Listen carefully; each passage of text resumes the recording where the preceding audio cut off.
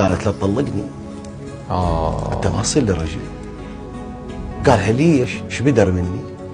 قالت له انت سويت ويمك هيك. انتباهي يوم من الايام قصه اكو بدوي، هذا البدوي عرس. خوش.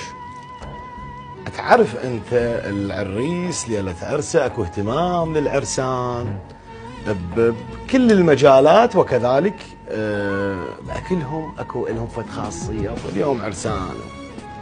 فليلة عرسه جابوا له الصينيه، والصينيه عليها اللحم، لفله لفه بيها وذيره لحم بخبيزه. خوش. وطاها لم امه قباله، ودار الصينيه حطها قدام مرته. اسم الله بالطبق قلتها لنا. اي قامت مرته قالت له الحقنا الخلانه. خوش. خلانه خاف بعض المشاهدين يعني ما يعرفون خلانه. خلانه غرفه العرسان اللي يختلون نعم فيها. نعم. قالت له الحقنا الخلانه. لحقها الخلانه. قال ها خيرك. قالت له طلقني. انت ما تصير لي رجل. قالها ليش؟ ايش بدر مني؟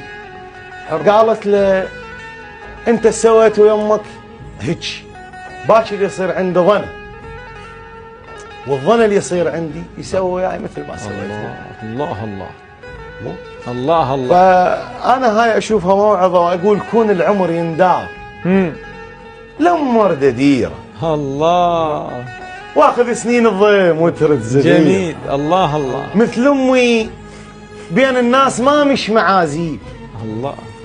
تعزل عشاء العصفور والنمله والدير. الله الله. ام بعبات العوز تهل بالمار، واذ غندب وتختار يوم ماك خطاب.